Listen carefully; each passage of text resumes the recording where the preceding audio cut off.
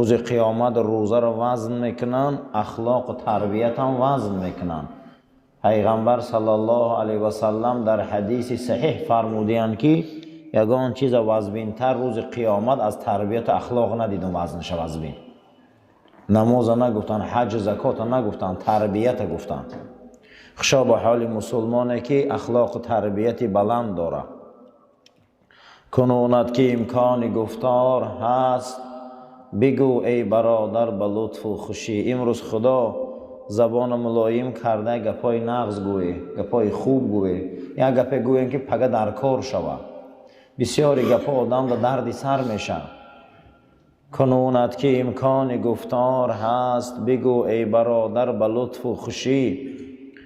گپای ملایم آهسته آهسته گپ زنیم، گپای خوب گپ زنیم، از اخلاق و تربیت گپ زنیم، از مدنیت انسانی گپ زنیم که فردا چپایی که اجل در رسدد خاناخواه هممون میگذاریم. امروز های فردا های بیگاه های 1 ساله 10 ساله 50 ساله هیچ کس در این دنیا برادر ابدی نمیمونه که فردا چپایی که اجل در رسدد همه ما از دنیا میگذاریم.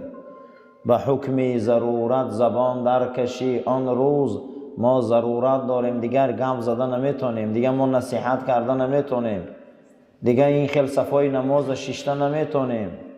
خشا به حال انسانی که سعد ابن معاذ صحابه رسول اکرم صلی الله علیه و سلم مردم مدینه را نصیحت کردن. خشا به حال انسانی که پیش از آمدن گورش آباد کنه. خشا به حال انسانی گفتن توبا. خشا به حال انسانی که پیش از قبر در آمدن قبرش امارت کنه. خشا به حالش. من همینجا در شیشتن و صحبت ها ما همش برای امینه که ما فردا یک جا را آباد کرده رویم. یک روز میرسه که فردا چپایی که اجل در رسدد همه مانده دنیا مهلت های، همه چیش یک وقت معین قطعی های. ساعتش می بیا به حکم ضرورت زبان در کشی. آن روز با دیگه من حبستگی هم زبان محکم های، دیگه نه اخلاق گرفته میتونیم و نه تربیت گرفته میتونیم و نه اخلاق داده میتونیم و نه تربیت داده میتونیم. برای همین امروز در درس اخلاقیات من هر نماز جمعه هست تربیت از دیدگاه اسلام. امروز یکی از بهترین اخلاق تسلیم شدن به قضا و قدر بده. ما مسلمانیم و الحمدلله. هر کسی که به قضا و قدر ایمان نداره وای مسلمان نیست. هر یک مسلمان باید ایمان داشته باشه که قضا چیه قدر چیه. قضا اصلا برادرها به معنای چی را میگن؟ به معنای پر شدن. همین وقتی که لیمچه پر میشوه، وقتی لیمچه پر میشوه از گندم او را میگن قضا. وقتی مخچه را میگیری در دهن لیمچه میندازی ای پایانی او کنه میبندی و سخت میکنی، نام همون مخچه و بند میگن قدر. خوش فهمیدی آخی؟ زندگی ما بر وقت لیمچه شده که زیق نشوید. کسی خرسان میشه، کسی زیق میشه، کسی پول میوه، کسی گدا میشه، کسی پشپا میخوره، کسی به ایمان میمره، کسی به ایمان میمره. چیزی که در زندگی از درو لیمچه ده هسته و بر وقت دهنش بستگی هم. ما باید زیق نشویم آخی. یک انسان 24 ساعت و 12 ماه کار میکنه یکیش دو نمیشه. خدا چی کار کنه؟ از روی حکمت میکنه. بیچاره یک انسان 10 سال دعا میکنه یکانش تغییر نمیشه.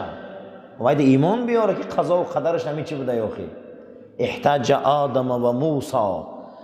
حضرت موسی قطعی آدم میگه در عالم روح در زمان کلیمیش زنده بودنش بحث کردن. گفتن انت آدم، تو پدری ما آدمی؟ گفت بله. گفت تو سبب شدی ما جنت برآمدیم. تو اگر همون درخت چقه نمیشتیم و در عذاب نبودیم. حضرت موسی میگه حضرت آدم پدر مونده، پدرش پدر شونده، بسیار بلند روی کردن. موسی بسیار سرجهل بود. حضرت موسی قهرناکترین پیغمبر بود. اما قهر قطعی همون جوان قبطی را یک مشت زد که مرد. همون جوان مصری را یک مشت زد مرد. موسی بسیار قهرش بلند بود، تیز بود. از بعضی علما رو بینید تیزند. حضرت موسی هم خیلی پیغمبر بود. همون جوان قبطی را بسیار حد گذرون که یک مشت زد جانش برآمد. همون جانش برآمدن در روز قیامت نزد خدا در شفاعت کردن نمیتونست که من یک خطا کردم. و این نباشه از روی جان میام همین خیلی همین کارا کرد. یک آدم یا آدم شوخی هم خیلی میکنه یا از روی چیز مقصدش این نیست، قصدی وای کشتن نیست. روز قیامت میگفته پروردگار من شفاعت کردن نمیتونم اخی، من یک کاری خطا دارم، همون جوان قبطی را یک مشت زدم مرد. انمی کاری کردگیش شفاعت کردن نمیتونستن، اما رسول الله می کار کردگی نیستن. پیامبر ما عمرشان بسیار حلیم بودن، مهربان بودن، برای خداوند تاج شفاعت داد شونن. میگن که ادبگاه محبت ناز و شوخی برنامه آورد، درگاه خدا شوخی نداره. بزرگا رو بینید چه احتیاط میکنن. حضرت آدم میگه بلندروی کرد، حضرت آدم میگه سکوت کردن، بعد از او سرشان برداشتن گفتن انت موسی، تو موسایی، تو همون نازنین خدایی که به جبرائیل گپ میزنی. بسیار وصف تا فهمیدیم. خدا دا تو الواح داد، تورات دادن. گفت بله. گفت در تورات چی خواندی نسبتی آدم علیه السلام؟ گفت 40 سال پیش از آفریدن آدم من در تورات خواندم که ولی آدم در زمین وجود نداشته. خدا مخلوقی را خلق میکنه با نام آدم، او را جنت میدراره، آدم از او درخت میخوره به اختیار خودش. آدمی که خدا او را نزدیکترین مخلوقش خلق کرده، او را عاشق و محبوبه، آدم پروردگارش نافرمانی میکنه. من خواندم گفت بنابر سبب اختیار خودش ای جنت میبراید. این در مقدرات آدم بوده، همی چی که خودش اختیار میکنه، همش ای تقدیرش بوده. گو ای چی بوده؟ گو ای تقدیر. گو چون من سرزنش میکنی؟ آخه تقدیری منده بوده همی چیز. میگه در همین حالتی که تقدیر ده که گفت موسی پایان آمد، آدم موسی ده میگه بلند دلیل آورد. یکی از اخلاقهای مسلمان امروز قضا و قدر ده ایمان آوردن است. حضرت امام ابو حنیفه گفته است که هر کس که قضا و قدر ده ایمان بیاره، او انسان از جقیش قلب، از دودیلگی و شکاکی و بی‌معنی خلاص میخوره. خیلی بچه‌ت میموره، زنت میموره، فقیر میشی، قشاق میشی، بانکرات میشی. حتی حضرت عمر رضی الله تعالی عنه گفته است که خداوند تقدیر خلایق نویساند 50,000 سال پیش از آفریدن زمین و آسمان. چند سال پیش هم نوشته بوده؟ 50,000 سال پیش از آفریدن زمین و آسمان تقدیر خلایق نوشته بوده است. حتی یک خندیدنشان گفت، حتی که یک غمگین شدنشان هم نوشت. ما باید مسلمانان تسلیم شویم. آخی تقدیر وصفه، مجبوری نیست که مثال عبدالله همین روز مسجد می بیایه حتما. نه، وصف کرده اگه که عبدالله فلان سال به دنیا می بیا، انم خیلی مسجد بنیاد می شوه، به اختیار خودش مسجد می بیا، به اختیار خودش در صفا می شینه. خدا در بین 18,000 عالم یگانه مخلوقی که او را اختیار داده ای آدم است. غیر آدم یگان مخلوقش اختیار نداره. ما ده اختیار داده گه خدا. دیگر هر یک او را خداوند با واسطه گن اداره میکنه. با واسطه چی اداره میکرده؟ یا شیر میبیا، چند بچه میمونه، چند زن میگیره، چند قدر آهو را میخوره، چند قدر حیوانات میخوره، کجاها را میگیره، راهبری میکنه، بچه دیگر جاندارا را میکشه. کارش درسته، یگان کارش خطا نیست. فردا نزد خدا هم جوابگری نداره و ایوی گن کار میکنه. اما آدم نه، یا هر قدمش جواب میده، برای که آدم ده خدا اختیار دادگی، گن دادگی نیست. برای همین ما جنت داریم، دوزخ داریم. اخی یکی از بزرگترین اخلاقا نزد پروردگار ده این تسلیم شدن چی بوده؟ تقدیر، قضا. قضا اصلا چی بوده؟ به معنای پر شدن. به معنای چی؟ پر شدن. همین لیمچه را گندم میگیری پر میکنی و به دانش چیکار میکنی؟ مشت میکنی. بعد میخ خیلی میدروری ایتگی میخ کنه با چیکار میکنی؟ تاب میتگی گندم نریزه. همون میخ کنه با عرب تقدیر میگه. قدر اصلا انتهای شیء. من همین ورق دیدم، من همین قضا ورق از اینجا نقطهش سر میکنی به این نقطهش میبیایی، این نقطه به این نقطه تقدیره، یعنی که تمام شدمین. درونی ده سفیدی و نوشتن گیره که میبینی ایره قضا میگن، یعنی خدا ما را با بر وقتی قضا و قدر کرده. لیچه ما را بستگی او. ما کی به دنیا میبیاییم، چی میخوریم، چی میپوشیم، چی عمل میکنیم، چی حرکت میکنیم، در آیین ما مسلمان ها همش ای جانب خدا هست. فقط ما او را کسب میکنیم. حتی که یک انسان میخیزه لبش میماله، یک انسان میخیزه سرش شانه میکنه، همه این خدا قدر کرده، این تقدیر کرده. این فقط خیزه همیه را کسب کردسته، این بر وقت خدا خلق کرده. ما میخیزیم میریم تورات کردیم آمدیم در این شام شیشتیم، اینا خدا با بر وقتی خلق کرده، ما کسب کردیم میرم. ما آفرنده فعلا نیستیم، ما هیچی نیستیم، ما فقط اداره میشیم ای جانب او. کسی همین ده ایمان بیاره برادر، او اخلاق اسلامی داره، او مسلمانه. کسی گوه که نه همه این بنده می آفره و ای دین میبرو.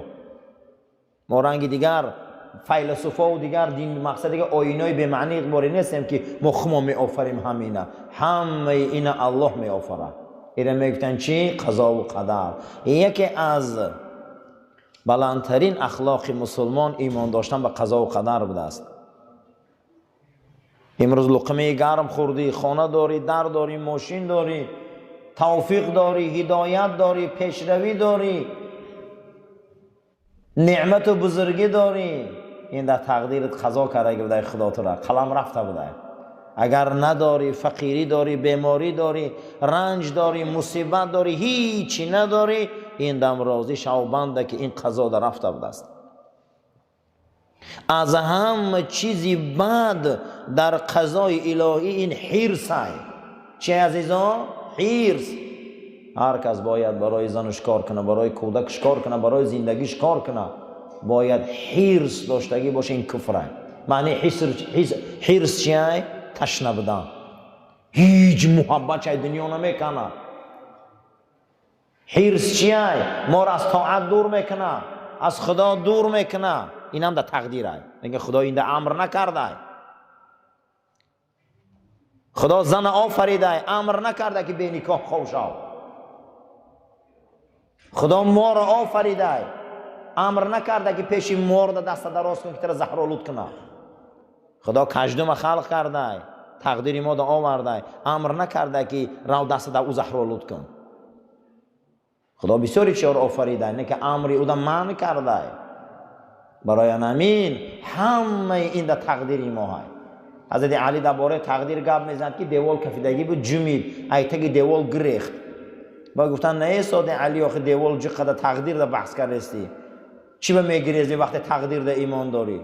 گو ای تقدیر به سوی تقدیر میگریزی. اما گریختن هم در تقدیر است، اما گریختن هم در تقدیر است. ای سیل دور شدن هم در تقدیر است. ایمو بیماری هایی که مسکه میگرفتیم همون هم در تقدیر است. یا گوهانتی ای تقدیر بیرون نیست. فقط ما کوشش کنیم که در چیزی که امری خدا نیست او هم در تقدیر مونه. در او چیز امری خدا نیست او احتیاط کنیم، برای ریسک کار کنیم، نه که حریص نباشیم. جناب پیغمبر صلی الله علیه و سلم میگفتند که الفقر و فخری. پیغمبر میگفتند که فقر کمبغلی فخری منه. ای در دیگر حدیث شان گفتند که مسلمانی فقیر مسلمانی کامل شده نمیتونه. این دو حدیث جنگ میشه که در این حدیث گفتند که پیغمبر فخری منه، در این حدیث گفته که مسلمانی فقیر ایمانی کامل نداره. او بیچاره در این نمازش نمیدونه زندگیش ای کجا گذاره، اما روزاش هم ای کجا گیره، بیگا میره ای کجا کنه، چیکار کنه بیچاره. همین آدمی فقیر دست به چند کار میزنه، چخیل میشه این. پیغمبر خدا گفتن که فقر فخری منای معنیش اینه که بنده چیزی که تو داری این ابدی ندان، این فقیری. خیلی نیکی آخه لباسی خشرونه پوشو، دوخی خشرونه زن، اوقات خشرونه خر، خانه خشرونه که این نیست عزیزان، این نیست. یعنی چیزی که داری امور ابدی ندان، ماشین ابدی ندان، رفیق ابدی ندان، پول ابدی ندان، خانه ابدی ندان. همین فقر گفته فقری منای. او فقری که آدمو باور کنه برادرو، آدمو پوچن، برای پگشون تکیهگاه ندارن، یک پوچی، یک کارای بی‌معنی، یک دنیا بیزاری، یک پوستین کهنگی، یک لباس بویناک.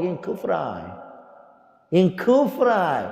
در بوی دوخی رسول الله مردم مست میشه، در دندانهای رسول الله را تماشاش صحابه مست میشه.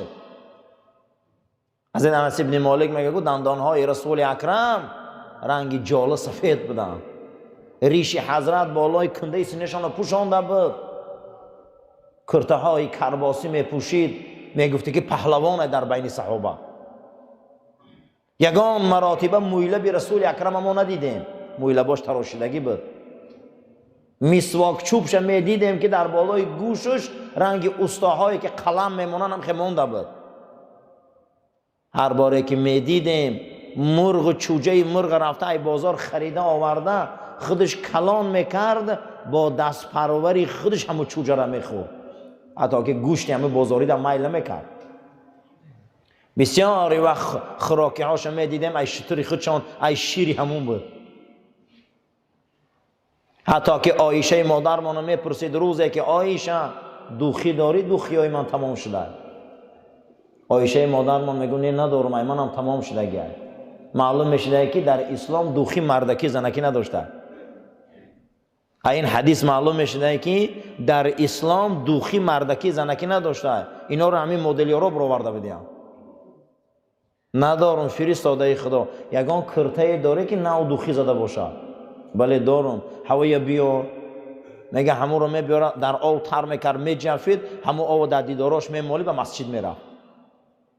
غنیم بود تقدیر، این ای قضا، این ای الگو، این ای نمونه، همه یمیده تقدیر های. ان الله طیبون، خدا خوشبو های و پاک میداره خوشبوها را. حدیث صحیح های، خدا پاک های و پاکیزگی را دوست میداره. برای الله جل و علا شانه فلا و ربک ولا یؤمنون حتی یحکموک فیما شجر بینهم.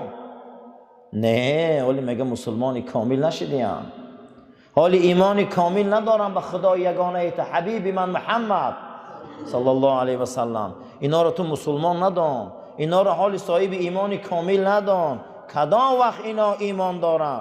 وقتی بینشان نظام میخیزه، جنجال میخیزه، خرخشه میخیزه، تو پیش تو میبیاین، پیش آیین تو میبیاین. وقتی خدا و رسول در این مسئله گپ میزنن، اینها قضاشان میفهمن و یسلم و تسلیم، میگن ما در قضای الهی تقدیر راضیم. انمی گپ نگوان، حال ایمانشان پره نیست. کدام وقت ایمان پره میشده؟ قضا و قدر در راضی شدن در کاره، تقدیر الهی در راضی شدن در کاره. کسی که در تقدیرش راضی نیست، کسی در قضاش راضی نیست، اینا نغز دانه که تسلیم نشود در امر رسول الله، و انسان حال ایمان نداره. وقتی که دو همسایه جنجال شدن، پیش رسول اکرم اومدن برای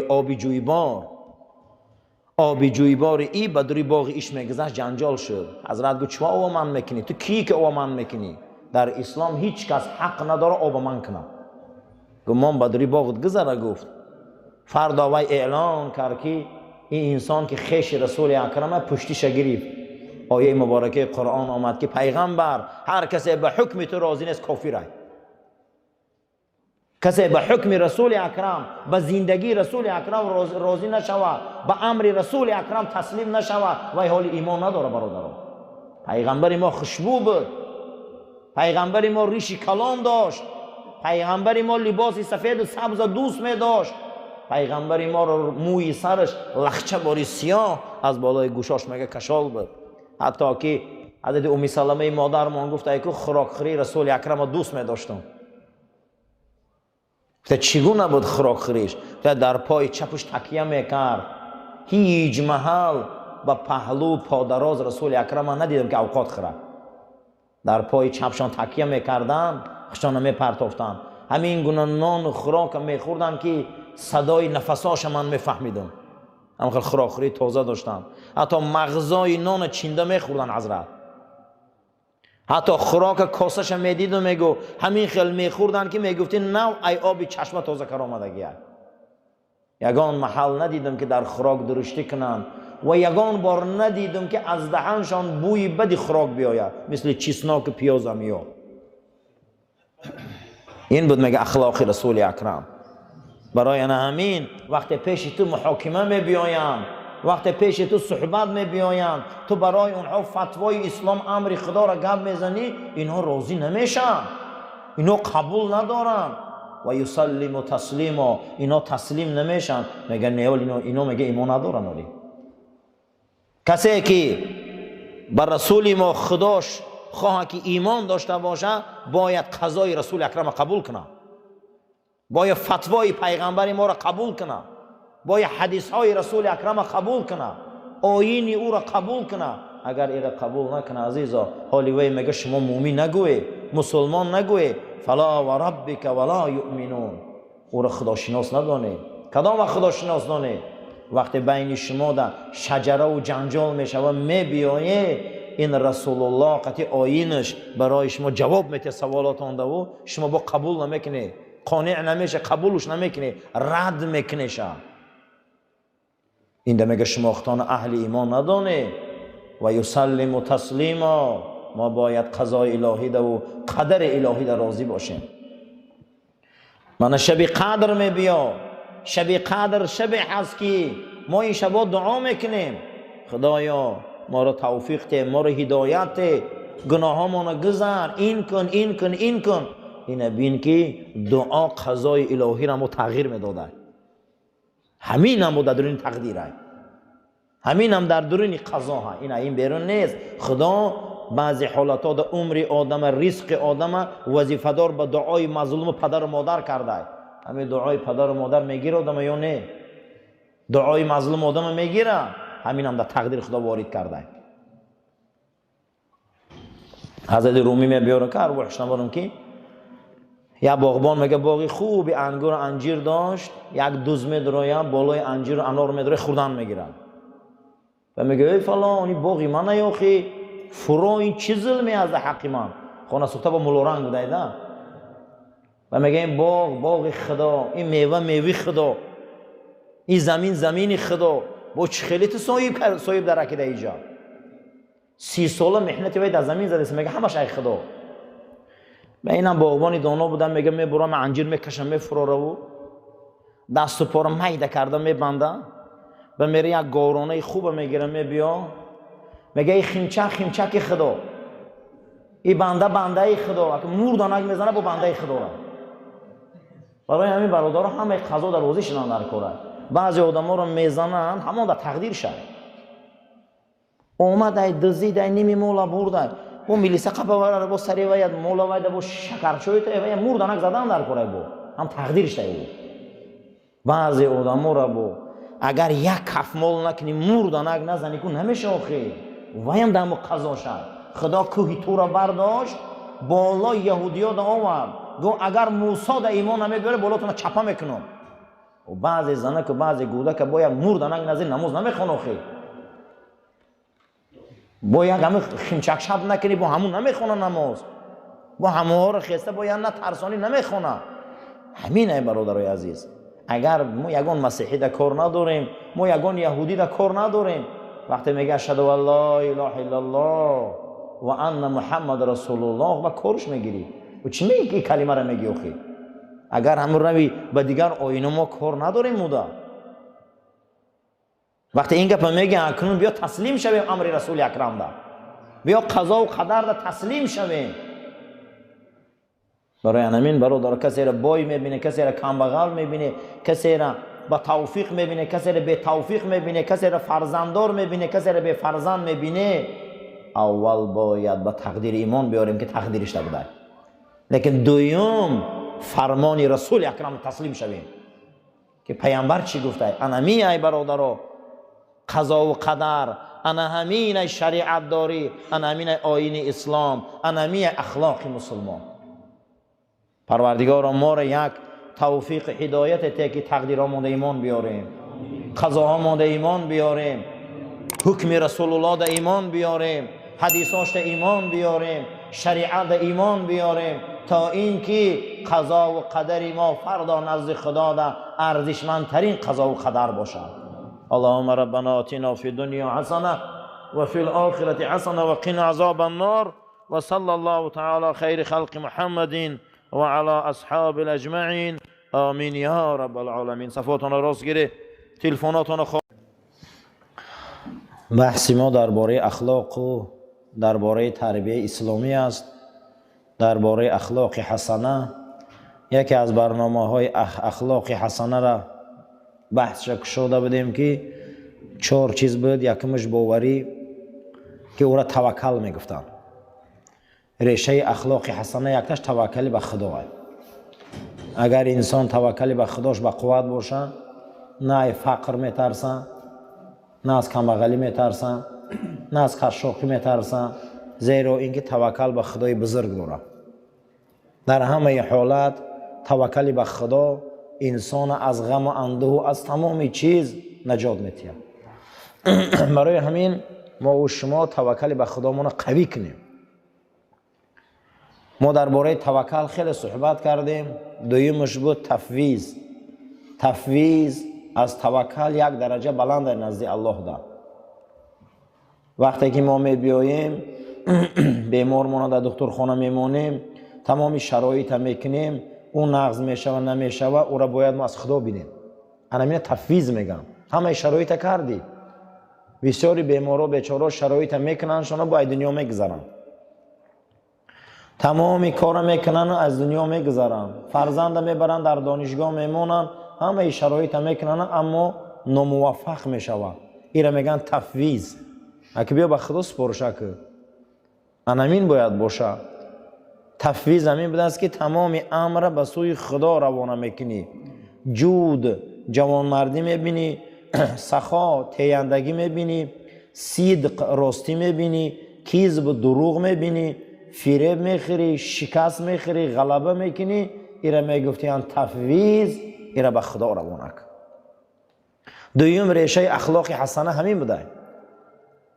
بسیاری انسان ها نغز سر میکنن، بیزیب تمام میکنن. کاری نغز میکنن، بیچاره عاقبتش خوب نمیشود. برای همین الله جل و علا شأنه در قرآن فرموده اعوذ بالله من الشیطان الرجیم لکی لا تسوا علی ما فاتکم. بسیار زیقی غصه نخوری آن چیزی را که ای دست داده. بسیاری چیزا را ما ای دست دادیم، برای غصه نخوری، میگه وای به خدا سپاری. من یاشیمون رفت، جوانیمون رفت، شانسی و کارهای خوب داشتیم از دست رفت، بسیاری چیزا داشتیم، همین چیز ای دست رفت. زیق نشوی. لکی لا تسوا، ایجمال غمگین نشوی علی ما فاتکم. بسیاری چیزا را ما ای دست دادیم، زیقی نکنی دیگه، غمگین نشوی. رفت و دوره گذشت، برگذشته صلوات. ولا تفرح لما آتاکم، با خرسندی نکنه که او چیزی که در دست شما داده. خرسندی نکنه که از پشت هر خرسندی امتحان ای. ای پشت هر یک چیزی که در دستمان داده امتحان ای. شاید همین فرزندامون امتحان مون شوند. شاید همین پولی دادگی خدا در ما داده امتحان مون شود. شاید همین دنیایی که ما داده با امتحان مون شود. این هم خرسندی نکنه. خرسندی نکنه میگه بسیاری در خدا. شاید که هر چیز آخرت شه، انجام شه، چی گپ میشوه، امتحان شه، نتیجه شه به نظر گیریم. ما نمیدونیم که آینده همین کارولی چیه. ما آینده شه نمیدونیم. ما نمیدونیم که عاقبت هر یک کار چی میبره بالای سر ما ده. در این میگه خرسندی نکنه زیاد.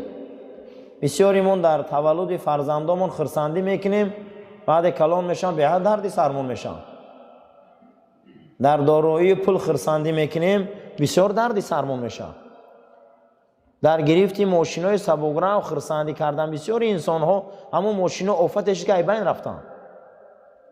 چیزی که در دست داریم اودم خرسندی نکنیم، چیزی که ای دست رفت اودم زیق نشویم. چیه این؟ توکل و تفویض.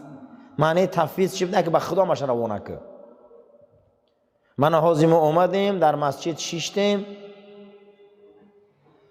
طهارت داریم، منتظر نماز شامیم. یک وقت میشم که یک عمل ناشایسته میکنیم، شام ثوابش از بین میروه. معلومه که به خدا روانش که خدا قبولش نکرده و خدا با داره قبول داره ناقبول داره و موردی پذیریش داره که قبولش نمیکنه. انا میره میگفتن دیومنگیش تفویض اخلاق مسلمان بلند میکرده، تربیه مسلمان بلند میکرده.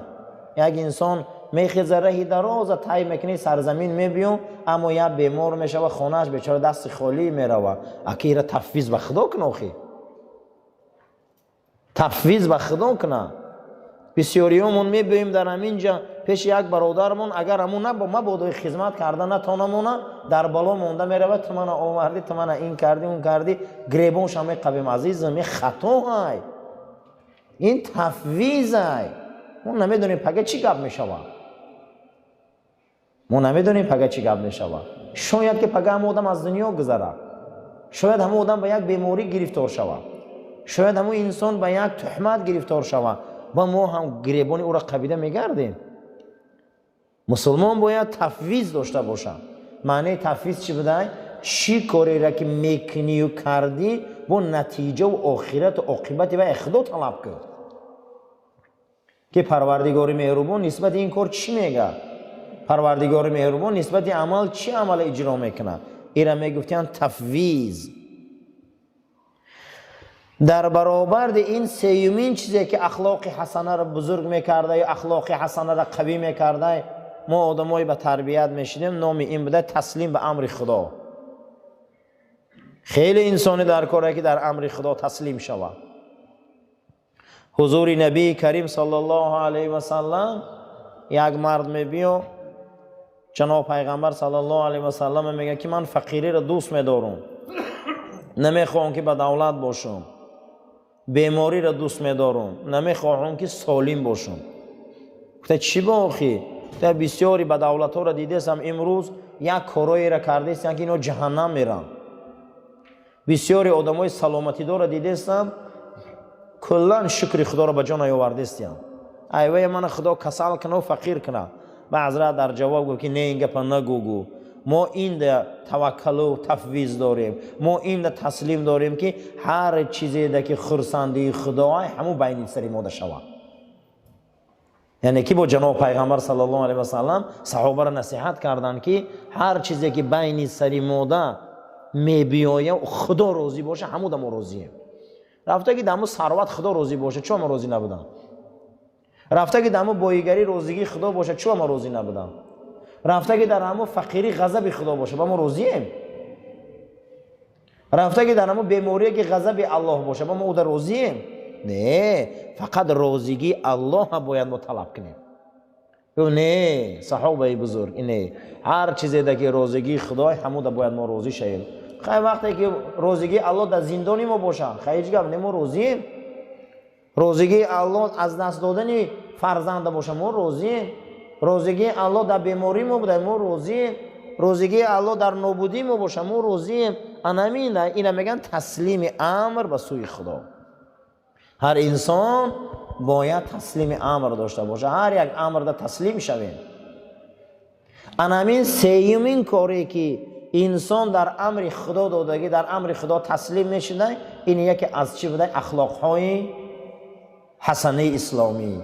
باید انسان تسلیم شود. امیرالمومنین فاروق اعظم وقتی در نماز بامداد حضرت خنجر میخورند، بعد از آن امر میکنن که تا نماز عصر خلیفتون یاوی، خلیفتون معلوم کنه که من در نماز عصر نیستم دیگه. بعد از اون که با صدای بلند صدا میکرد که پروردگارا من در این امر تو راضیم، من در این مصیبت بالام آمدگی در تسلیم امر تو، هر چیزی که در او راضیگی تو باشه من راضیم. بعد از اون که صداش بلند کرد که عبدالله پسر عمر، که حضرت میگه دویده آمد گفته که لبر گو پدر جان، گو غصه نخور بچم، غمگین نشو بچم، گریه نکن بچم، شینو نصیحتام گوش کن. گو تمامی مردم پیشنهاد کرده سیان که عبدالله را به جای خود جاینشین مان. من تو را جاینشین نمیمانم، برای که چی فایده از خلافت و راهبری کرد از یک عائله یک کس بس همین من کردم.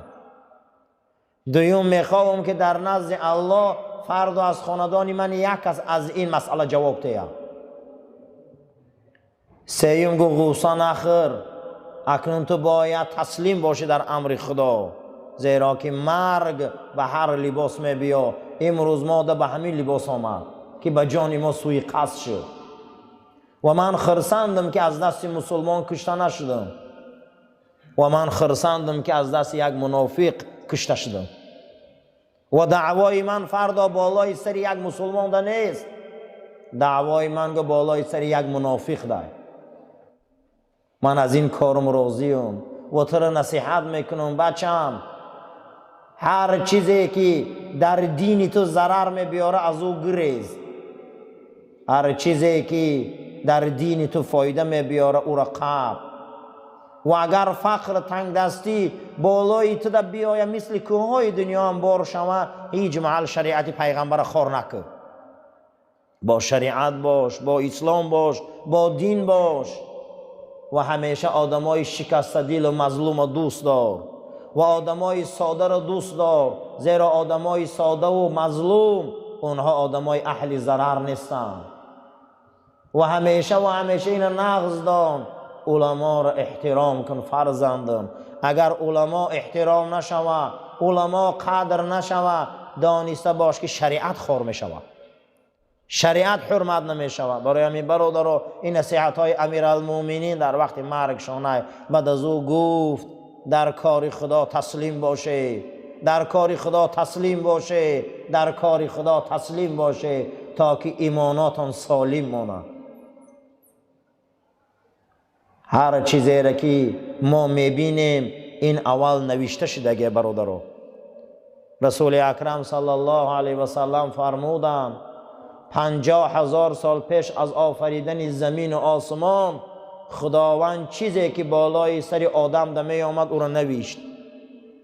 حالی 50,000 سال پیش از آفریدن زمین و آسمان.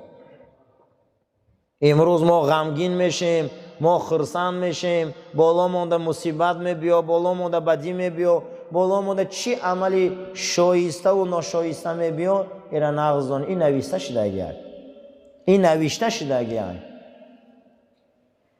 امروز ما میبینیم چه مصیبت و بلا و کلفت و رنج و غریبی و مسافرند، این خدا عمل نوشتگی هست، با او بالای سری ما ده میبیا. انمیده باید ما تسلیم شویم، تسلیم به امر فرمان خدا. کسی که به امر و فرمان خداوند اگر تسلیم شود، او انسان سیوم شاخ اخلاق اسلامیش درختش بیدار بده. حتی حضرت جناب پیغمبر صلی الله علیه و سلم، حضرت عمر حدیث روایت میکنن که رسول اکرم فرمودند که خداوند تمام امر در بالای فرزند آدم نوشت، حتی العجزی والکیسی، حتی که یک خندیدن، حتی یک خفه شدن هم در اونجا نوشت.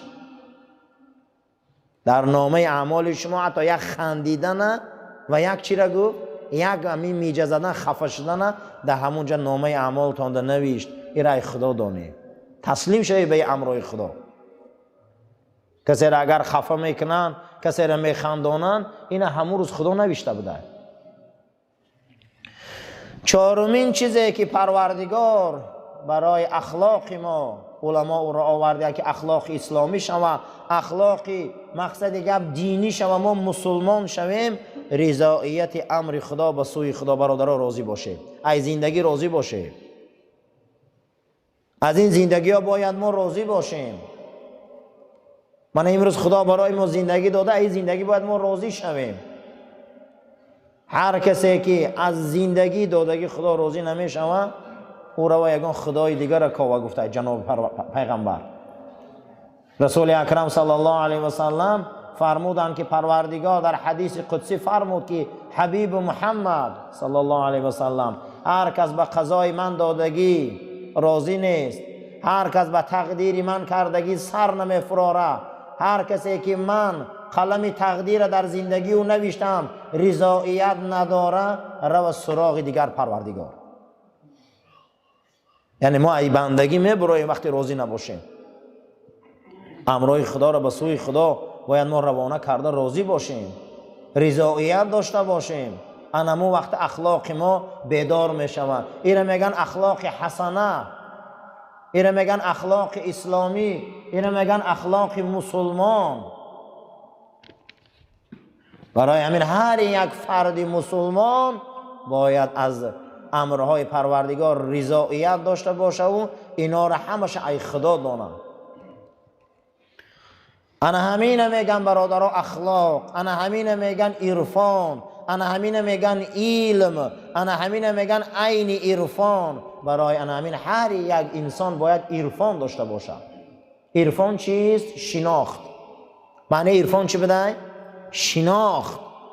هر انسان باید عرفان داشته باشه. انا همین میگفتن عرفان، شناخت. گاهی میگن که اهل عرفان یا عرفان چیه یا علم چیه. عرفان ایره نقض دانه برادر، ایره میگن شناخت. گاهی میشوه که انسان یک قطره را میشناسه، گاهی میشوه انسان یک بحر میدانه. آدما هم در شناخت خدا همه خیلن. گاهی میشوه که یک قطره میدانن، گاهی میشوه یک بحر میدانن، گاهی میشوه دو قطره میدانن، گاهی میشوه که اقیانوس میدانن. این وابستگی به تلاش هر یک انسان است.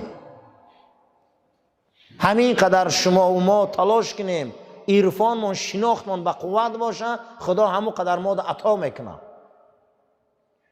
هر انسان وابستگی از تلاش خود شد. این تسلیم و توکل و تفویض و رضایت ما صحبت کردیم، اینا میگن برادرها شناخت. حتی در زمان یونان قدیم هم عالماش اینا نوز میگفتین شناخت. همین نوع شناخت علمی هم در همون ها بوده است. اینا نقض دانیم که هر انسان وقتی که اگر علم گپ زنه، علم آزمایش دوست میداره، علم دیدن دوست میداره، اختراع را دوست میداره، اما عرفان این یک بینیش است. باید ما یک بینیش داشته باشیم در اخلاق ما. اخلاق ما یک بینیش داشته باشیم.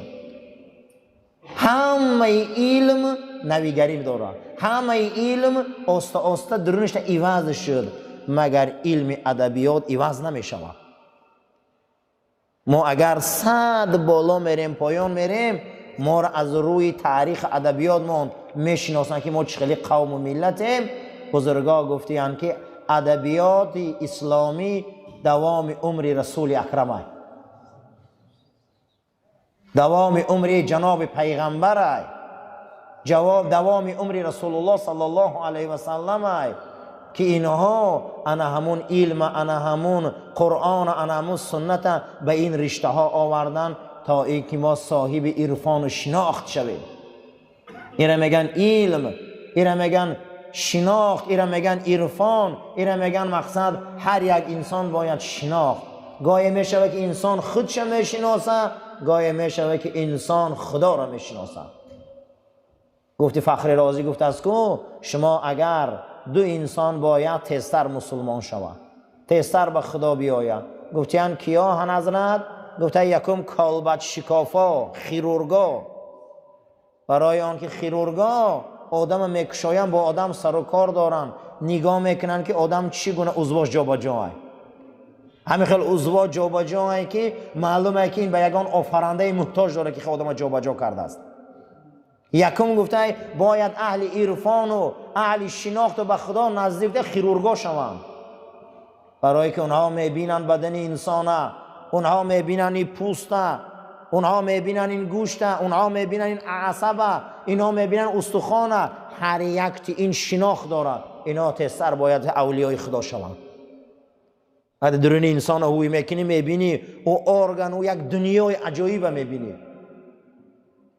اگر من از پرسم که همین آدم میشناسی میگه نامش میدونه، اما خیرورگ آدم دیگه خیلی میشناسن برای که باید درونی آدم دیدم، رگ و پیوند دیدم. انا همین ده باید ما تسلیم شویم به خدای بزرگ. یکم باید خیرورگا گفته تستر بیایم به سوی علم عرفان و اولیاگی. دویم گفته است تاریخ شناسا. تاریخ شناسا اول گفتن باید خشان شناسان. یک مراتبه خط فکر کن از یک قطره آبی اینقدر خدا صنعت داده، اینقدر خدا بزرگی داده، ایره شناخت میگن، ایره مقصد دیگه یک بینیش میگن.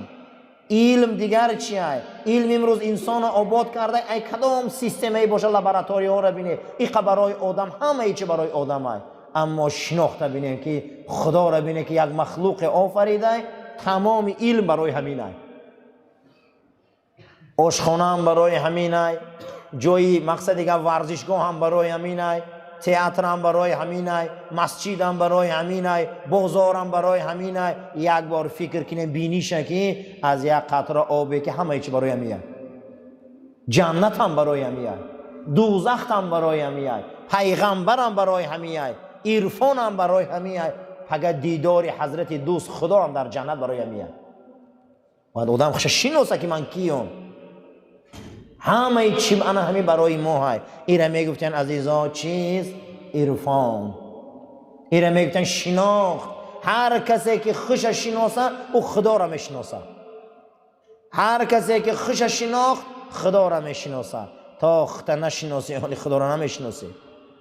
هم یک مراتبه شین بدن تا نگاه که یورا کیروس کرده. علم به واسطه 5 چیز حاصل می شود: دیدن، شنیدن، بوییدن، چشیدن، مالیدن. با 5 چیز علم حاصل می شده. او جمع می شده با در علم منطق ریخته می شده. می گفتن که منی ورق تولدش ایچیه درخت. اما گفته علم عرفان به اینها محتاج نیست. این علم فراست میگن. علم چی میگن؟ فراست. معنی فراست همینه که این 6 چیره عربا 6تون چند میگن؟ 6. عربا چند 6 چند میگفتین؟ 6تون. فراست این 6 تا بیرون یک علمی هست که او را میگن علم عرفان و تصوف و ایدرون دل بیدار میشود. او را با واسطه تلاش شد میاوی. علم اخلاق نمیه. این را میگن فراست. چشم ششم در تو بیدار میشود. خداوند بصیره داره، خداوند بصیره بصیر داره، میبینه با هسته بینیش و هسته ابصر، چشم درون. انسان ها را چشم درونشان بیدار شوه، اونها را میگن اهل فراست. بعضی آدم ها را میگن که و هیچ فراست نداره. انا همین علم اخلاقه که این روز ما گپ میزنیم. انا همین علم عرفانه که قدر ما دربارش صحبت میکنیم. خشا به حال انسان هایی که فراستاشون بیدار شوه. خشا به حال انسان هایی که آدمی به فراست شوه.